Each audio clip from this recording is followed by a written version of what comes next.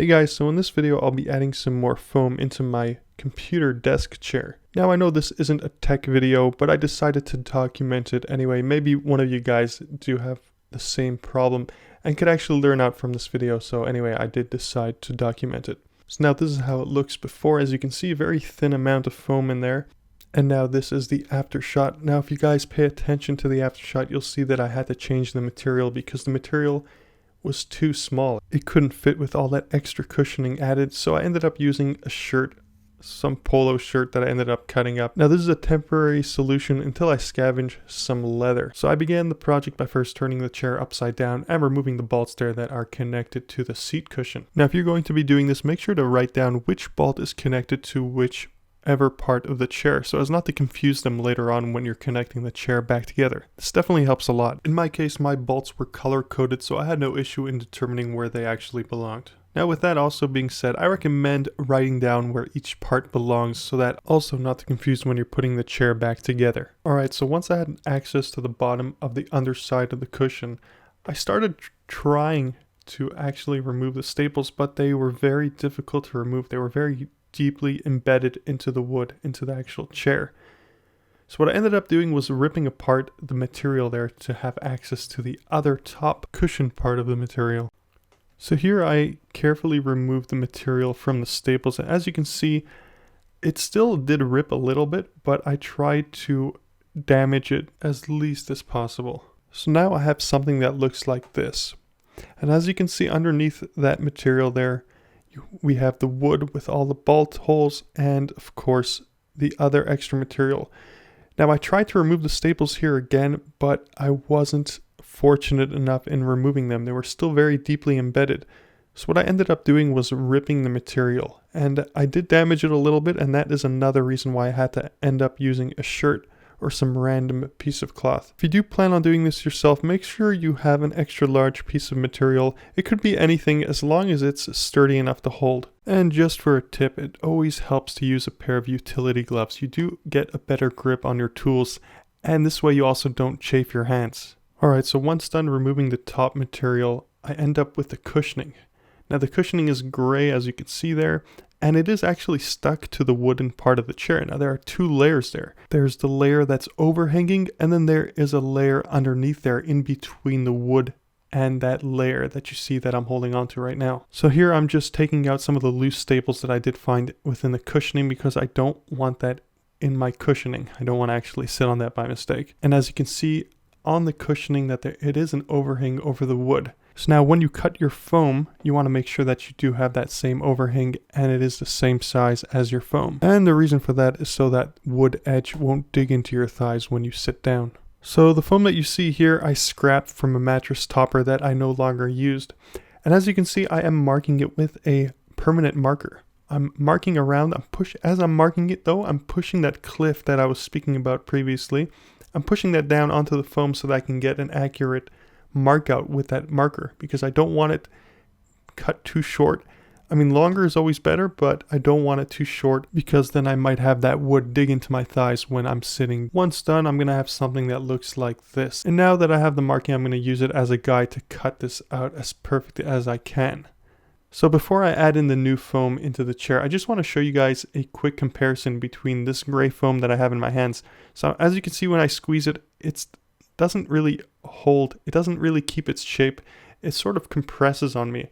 So it's a very thin type of foam. But this foam right here, the white foam that I'm showing you guys, it's very bouncy. It goes back to the shape as soon as I finish bouncing, as soon as I finish compressing it. So this is more of a sturdy type of foam that I'm using. It's more comfortable, more bouncy. If you don't have full foam pieces, you can always use smaller pieces and combine them together, but you also want to make sure that you have that overhang over the chair so that you don't hit your thigh against the wood. So you can always put it in between the old foam layers. So I actually ended up using 2 layers of foam. The reason for this is I do want that extra cushion, that extra bounce, and that extra comfort when sitting down. So as you can see there, I added 2 layers of foam, and hopefully this will be really comfortable. Now unfortunately the old cover material won't fit, so I will have to find something else to use to actually cover this, at least temporary, until I find some leather that I could use, or for that matter any other tough material. So now here comes the stapling time. Now you want to make sure that you are using a staple gun because any other type of staple will most probably not work. You need something that's very heavy duty. So now here I am using the stapler gun, and I'm going to be taking my time. As you can see, I'm just going to make sure everything is lining up properly, and I'm going to make sure there are no staples in between the cushions, and then I'm just going to start stapling away.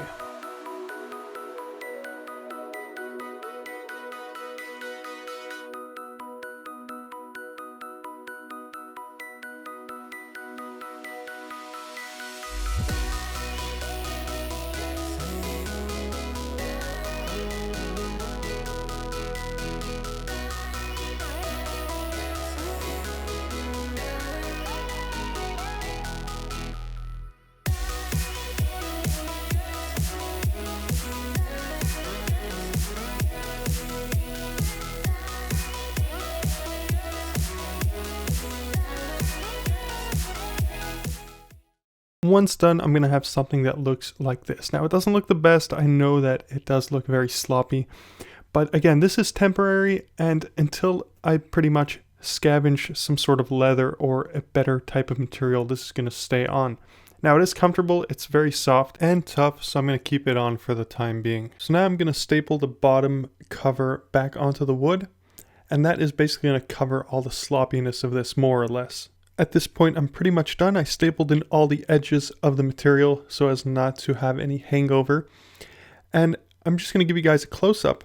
But what I'm basically going to do after this, because I do have some staples sticking out, is I'm going to hit it with a hammer. And the reason why I do this is so that I don't have any metal staples sticking out at the bottom if I ever put my hand underneath there. I don't want to actually cut my hand, so I'm just going to hit that and make that flush with the wood. If I did have a more powerful staple gun, I wouldn't have to do this, but because my staple gun is not that powerful, the staples, when they go into the wood, it doesn't go in all the way, so I do have to finish them off hitting it with a hammer. So that was pretty much the last step. Now I'm going to just put all the parts back together, align them, make sure they're connected, put the bolts in there, and I'm pretty much done. Just a few notes. I know that it is a little bit sloppy, but I do plan on putting in better material. So as soon as I do find some leather or a better material, I do plan on taking out these staples. So as you see here, there aren't a lot of staples in there because I do plan on taking that, removing all the parts again, and just changing up the material on there. Now again, before altering your chair in any way, there are risks. You could completely damage your chair, or even worse, you could really hurt yourself. So make sure that you're wearing the proper gear, and make sure you do a lot of research before actually doing this to your chair, because if you do mess up your chair, then you are pretty much screwed and you won't have a computer chair anymore. So here is the finished product. As you guys can see, there is some lines going on there, but that is because that is the seam of the shirt that I used. But overall, it's really comfortable. I know that it does look a little bit sloppy now, but that is only because the material that I used is not the proper material. Once I get a proper material, it will look a lot better.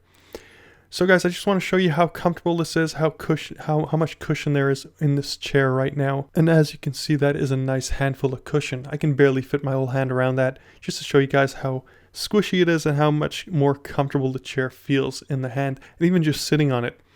So I'm just going to show you guys a before and after shot. So that is a before shot. It looks like a poor, hungry, famished chair that doesn't have enough to eat. And here is the after shot. A nice, robust, full, cushiony chair. Look at that. So guys, that is going to be it for this video. Hopefully this video was somewhat entertaining and educational. If you do plan on doing this to your chair, make sure you do have the proper equipment. So guys, that is going to be it. Thanks for watching, and until next time, I'll catch you guys on the flip side.